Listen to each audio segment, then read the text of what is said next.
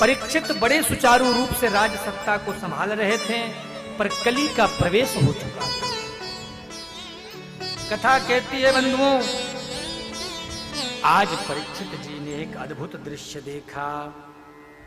बीच मार्ग पर एक गाय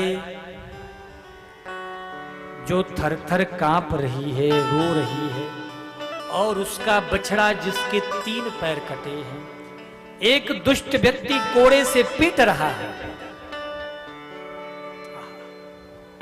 परीक्षित ने कहा, मेरे राज्य में ऐसा निष्कृष्ट कार्य कौन हो? तब उस गाय ने कहा, मैं पृथ्वी हूं और ये बछड़ा धर्म है।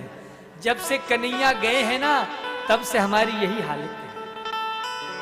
सतयुग में धर्म के 4 चरण थे, सत्य, दान, दया, तप।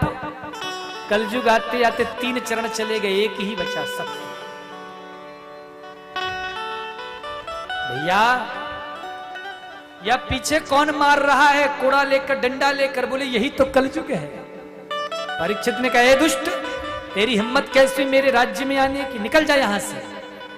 तो कलयुग ने कहा, मुझे स्थान भी भगवान ने दिया है, इसलिए मुझे भी कोई स्थान दीजिए। बोले, तुम में खूबी क्या है और अवगुण क्या है? तो क्या गुण और अवगुण बता रहे हैं, जरा आप ध्यान से सुनना।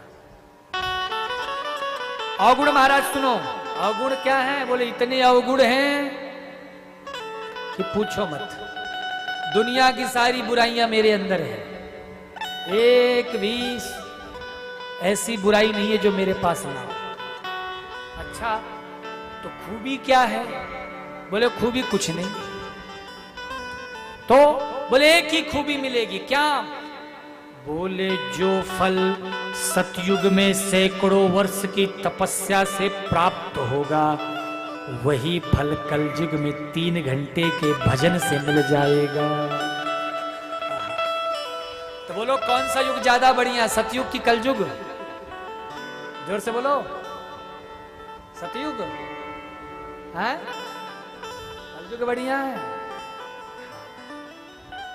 तो 4 स्थान देते हैं परीक्षित जी, जरा ध्यान से सुनो, कौन कौन सा स्थान है।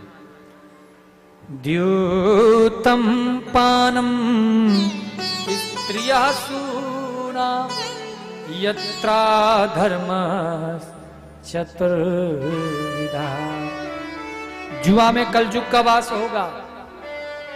जो हिंसा करते हैं, पर स्त्री पर कुदृष्टि डालते हैं, जो महाराज व्यभिचार करते हैं, ऐसे इन स्थानों पर कलीवास करता है। शराब पीने वालों के यहाँ कलीवास करता है।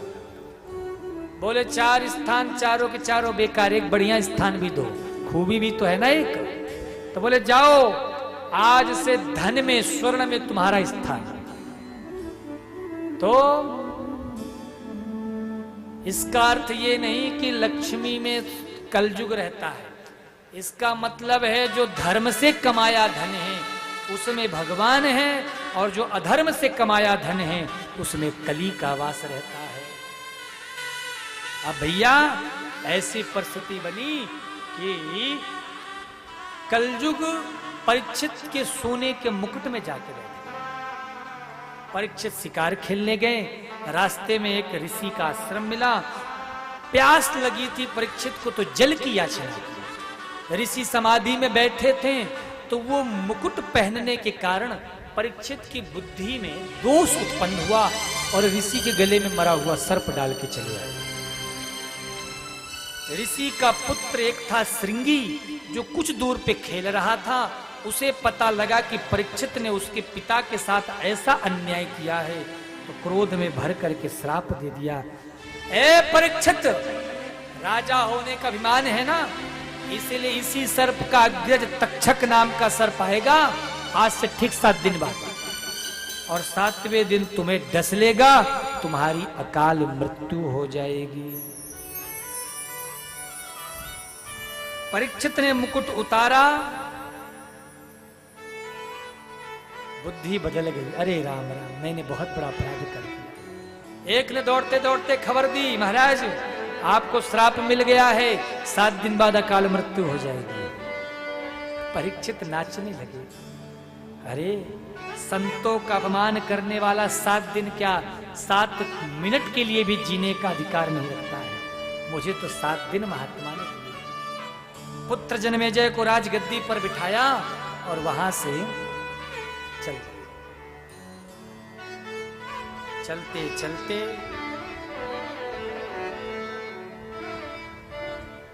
सुदूर हरिद्वार में गंगा जी के तट पर पहुंचे हैं, बैठे हैं। 7 दिन बाद मरना है, क्या टेंशन। इतने में बड़े बड़े संत आए, अंगिरा, कश्यप, वामदेव, अत्रि, च्यवन, वशिष्ठ, गौतम, देवरात।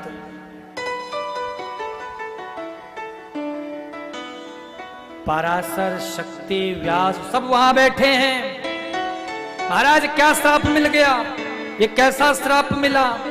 बोले ये श्राप का, ये तो वरदान है। अरे भैया संतों का दर्शन श्राप थोड़ो हो सकता, वो तो वरदान ही होता है। तो ये वरदान है।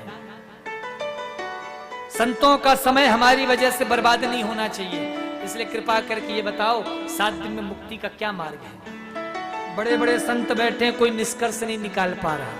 सब बैठे हैं, विचार कर रहे हैं, और उसी समय सबके देखते देखते स्वयं भगवान सुखदेव प्रकट हो जाते हैं। सुखदेव भगवान की जय हो। तत्रा भवद भगवान व्यास पुत्रो यदृक्षय गामटमानोऽनपेक्षा अलक्षलिंगो निजलाभ तुष्टो मृतश्च बालैर अवधूत वेशः। अद्भुत महाराज स्वभाव है, अद्भुत भाव है, अद्भुत रूप है। स्वयं व्यास नंदन सुखदेव जी पधारे हैं। परीक्षित ने आरती उतारी, पूजा की, और पूजा करने के बाद कहा भगवान एक ही मेरा प्रश्न है। क्या? अतः पृच्छामि संशुद्धिं योगिनां परमं गुरुं पुरुषस्येह यत् कार्य म्रियमाणस्य सर्वथा। भगवान कृपा करके हमें यह बताएं, जल्दी मरने वाले को क्या करना चाहिए। अब इसका उत्तर जानने के लिए क्या करना पड़ेगा आपको? कल 3 बजे कथा में पुनः बैठना पड़ेगा। तो आओ, अभी हमारे सबके मध्य में स्वयं भगवान सुखदेव, देवर्षि नारद, श्री व्यास भगवान पधार रहे हैं। आज खूब संतों का चकाचक आपको दर्शन करने का अवसर मिलेगा।